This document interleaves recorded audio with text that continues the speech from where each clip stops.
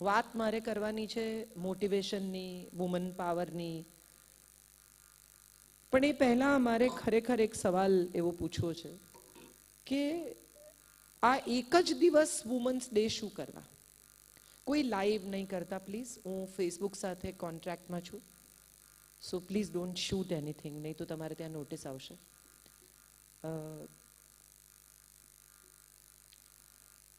કેમ એક જ દિવસ વુમન્સ ડે? આપણે 8 માર્ચ એક દિવસ બધા ભેગા થઈને ઉજવીએ ને સ્ત્રીઓનું માન કરીએ ને સન્માન કરીએ ને એકબીજાને મેસેજ મોકલીએ ને વુમન્સ ડે કરી મૂકીએ. પછી 9મી માર્ચથી આવતી 7મી માર્ચ સુધી કંઈ નહીં. હા કે ના? સવાલ એ છે કે દરરોજ સ્ત્રીનો દિવસ નથી? સવાર પડે અને દૂધ લે અને દરવાજો ખોલે ત્યારથી શરૂ કરીને એ દૂધ મેળવીને દરવાજો બંધ કરીને લાઇટો બંધ કરીને સૂએ ત્યાં સુધીનો આખો દિવસ સ્ત્રીનો જ દિવસ છે. મારે જે વાત તમારી સાથે કરવી છે એ કરવી છે કે પાવર એટલે શું? What is women's power? પૈસા કમાવા એ પાવર છે, વિમાન ઉડાડવું એ પાવર છે, બિઝનેસ કરવો એ પાવર છે, કોઈકને નાના દેખાડવા એ પાવર છે, એમણે સ્મૃતિબેનની વાત કરી એવી કોઈ પોઝિશન પર પહોંચી જવું એ પાવર છે, સુંદર હોવું એ પાવર છે, મિસ ઇન્ડિયા થઈ જવું એ પાવર છે. તમે શેને પાવર કહો છો? એ સવાલ બહુ અગત્યનો છે. અને મને હંમેશા એવું લાગે છે કે સ્ત્રીનો પાવર છે ને એ 3 વસ્તુમાં સમાયેલો છે.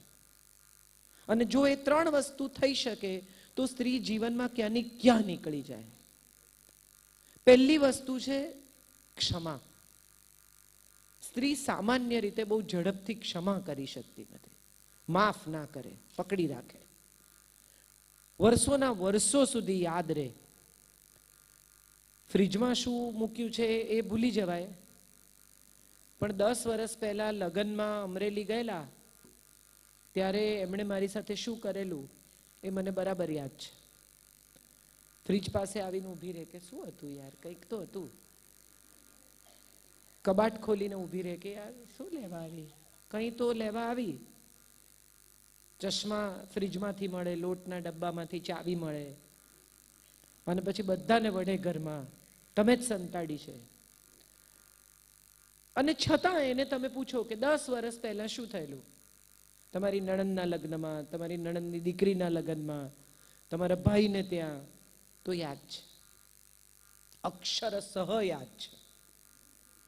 પછી એમણે આમ કીધું ને પછી મેં આમ કીધું ને પછી એમણે આમ મારી સામે જોયું ને પછી મેં આમ આમની સામે જોયું ને આમ મોઢું વાંકું કર્યું ને. એટલે સવાલ એ છે કે સ્ત્રીની ભીતર બધાને સરખા ગીગાબાઇટની જગ્યા મળી છે.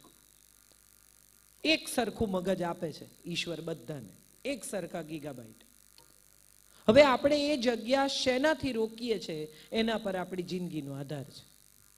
ઓક્ટોબર આવે ને, નવરાત્રી, પછી બધી સ્ત્રીઓ માળિયામાંથી વાસણ વસ્તુઓ નીચે ઉતારે સાફ કરવા. હા કે ના? ધીમે ધીમે શું હા બોલો, આટલા લોકો ભેગા હોય, અવાજ ના નીકળે ગળામાંથી, તમારો તો ફાયદો શું? આટલી બધી સ્ત્રીઓના પાવરની વાત છે. ગળામાંથી અવાજ ના નીકળે તો પાવર ક્યાં છે તમારો? બતાવો મને. બધું નીચે ઉતારે ને પછી એવું નક્કી કરે, પ્રતિજ્ઞા કરે કે આ વખતે નકામી વસ્તુઓ કાઢી નાખવી છે. કરેક્ટ. ખબર બધાને છે કે ગોઠવવા માંડે ત્યારે કશું નકામું લાગે. પિત્તળના મોટા મોટા તપેલા તો કે કોક આવે તો જોઈએ. હવે કોણ આવે છે તમારે ઘેર? સ્વભાવ જ એવો કરી નાખ્યો છે કે કોઈ આવતું જ નથી. મોટી મોટી 20 બાય 20ની શેતરંજીઓ પાથરે. કેમ કે ના પછી કોઈ ગુજરી જાય તો જોઈએ.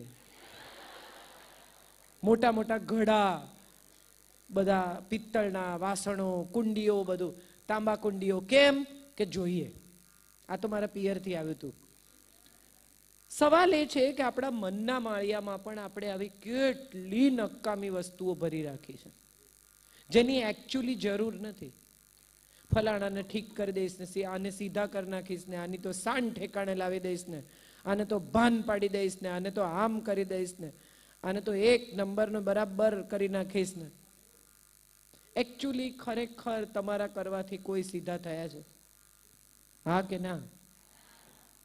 તો શું કામ સંઘરી રાખવાનું? એ તો જે કરવાના હતા એ કરીને ગયા. અને કદાચ આજે તમને તક મળી અને તમે એનો બદલો લીધો. આજથી 5 વર્ષ પહેલા કોઈ તમારી સાથે ખરાબ રીતે બોલેલું, એ વાતનો તમે આજે બદલો લીધો, તો પેલી વાત ભૂસાશે?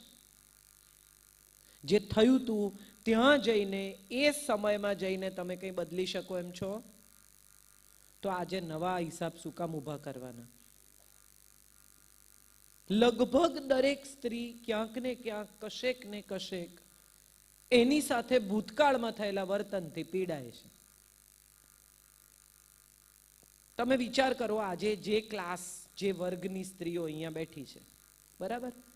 કેતનભાઈ ઘેર આવે કેશ પૈસા લઈને, તો કોને આપે?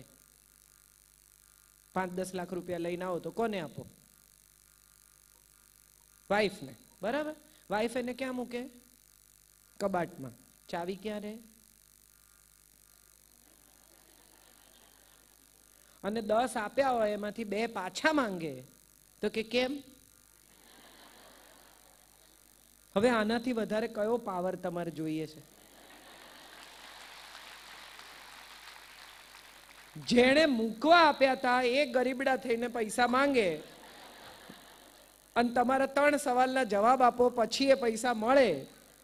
હવે આનાથી વધારે કયો પાવર આપણે જોઈએ છે? એ તો મને સમજાવો. આપણી પાસે પાવર છે જ. લગ્નમાં જવા તૈયાર થયા હોય પછી આવે પત્ની તૈયાર થઈને કે કેટલો ચાંદલો કરવો છે? એટલે પતિ કહે કે 1001. અરે હોતો હશે, આપણે એટલા સંબંધ નથી. તો કે 251. કે ના, એટલું ઓછું તો સારું ના લાગે. એકચ્યુઅલી 501નું કવર તૈયાર છે, ખાલી આમ તેમ કરીને ત્યાં લઈ આવવાના છે. મજા એ છે કે આ વાત અત્યારે આપણે હસીને કરીએ છીએ, પણ આ વાત ઉપર આપણે કેટલી વાર દુઃખી થયા છીએ. મારું તો કંઈ સાંભળતા જ નથી. આવું કેટલી વાર આપણે કેટલા લોકોને સમયાંતરે કીધું છે. સંતાન વિશે, પતિ વિશે, સંબંધો વિશે. સ્ત્રી પાસે કેટલું બધું છે એનો વિચાર કરીએ ને તો સમજાય કે આપણે પાવર માટે કોઈ સ્ટ્રગલ કરવાની જ નથી. તમે વિચાર કરો કે જે સ્ત્રીને બાળકને જન્મ આપવાની તાકાત આપીને ઈશ્વરે પોતાની લગોલગ બેસાડી, માનવ જાત જીવતી રહે ને એ કામ કરવાના આશીર્વાદ સ્ત્રીને આપ્યા. ઈશ્વરના લેવલ પર આવી ગઈ સ્ત્રી. નવું ક્રિએશન કરી શકે, જીવમાંથી જીવ છૂટો પાડે. હવે આનાથી વધારે તમને શું પાવર મળે? ઈશ્વર જેટલો પાવર છે કે તમે એક નવા માણસને જન્મ આપી શકો છો. એ ક્રિએટ કરે છે, એ જ તમે ક્રિએટ કરો છો. જીવતું, જાગતું, શ્વાસ લેતું એક માનવ શરીર તમારા શરીરમાંથી છૂટું પડે, આ પાવર છે આપણી પાસે. પણ આ પાવરને આપણે કોઈ દિવસ રેકગ્નાઇઝ કર્યો જ નહીં. મમ્મીએ કહ્યું કે પગ પર ઊભી રહેતી થઈ જા, કમાતી નથી ને એટલે બધા તારા પર દાદાગીરી કરે છે. હવે મારે ખરેખર એવો સવાલ પૂછવો છે કે જે સ્ત્રીઓ કમાય છે એ બધી ઇન્ડિપેન્ડન્ટ છે? કમાતી સ્ત્રી 1 મિનિટમાં ઘર છોડીને બેગ લઈને નીકળી શકે છે? હા કે ના? તો શું કયા ઇન્ડિપેન્ડન્સની આપણે ચર્ચા કરીએ છીએ? સ્ત્રી ઇમોશનલ છે, ઇમોશનલ રહેવાની છે, અને એને કોઈ પ્રેમ કરે એને ગમે છે. તમે રેકોર્ડ નહીં કરો મેડમ, મેં ના પાડી આપને.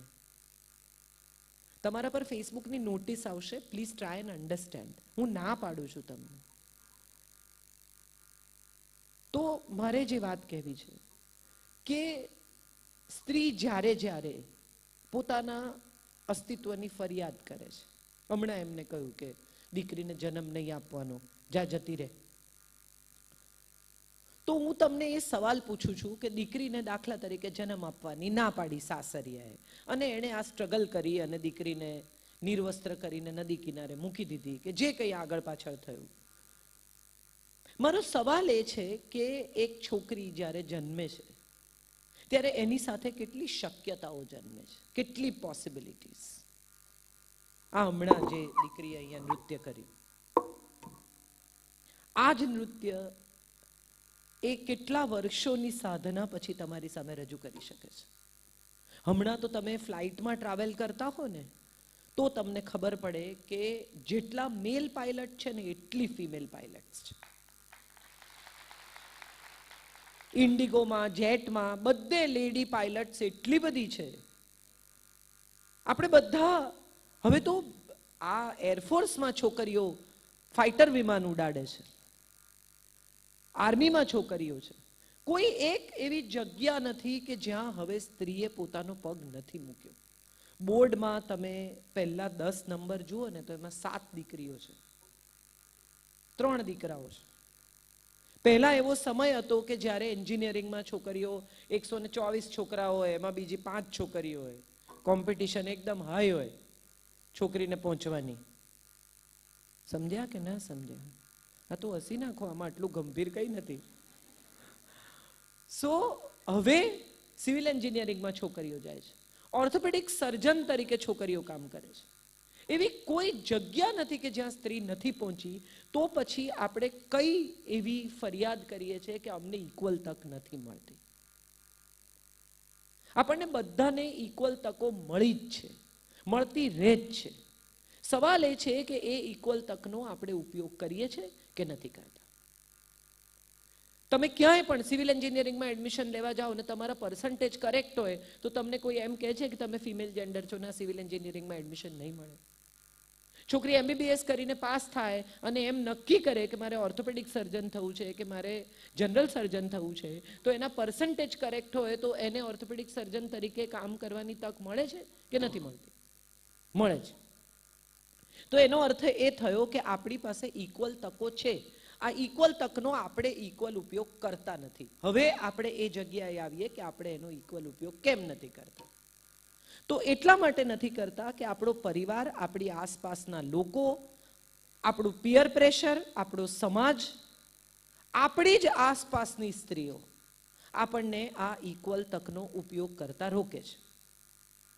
દેરાણી જેઠાણી એક જ ઘરમાં હોય, જેઠાણી વર્ષોથી રહેતા હોય, દેરાણી પરણીને આવે, ભણેલી હોય, નોકરી કરવા માંગે, તો પહેલું રિએક્શન એવું હોય કે એ સવારથી જતી રહેશે ને અમારે કામ કરવાનું. તો સવાલ એ આવીને ઊભો રહે છે કે જેઠાણીએ શું કરવું જોઈએ? એણે એને ઇક્વલ તક આપવી જોઈએ કે ના આપવી જોઈએ? અને ત્યારે મને એવું લાગે છે કે એક સ્ત્રી છે ને એ સ્ત્રીની પડખે ઊભી રહેતી નથી. પુરુષો ખરેખર સ્ત્રીની સામે બહુ પડ્યા નથી. સાચો ઇતિહાસ જોવા જાવ ને તો તમને સમજાય કે સ્ત્રીએ જ સ્ત્રીની પ્રગતિને રોકી છે. એ સાસુ હોય તો પણ, એ જેઠાણી હોય તો પણ, એ નણંદ હોય તો પણ,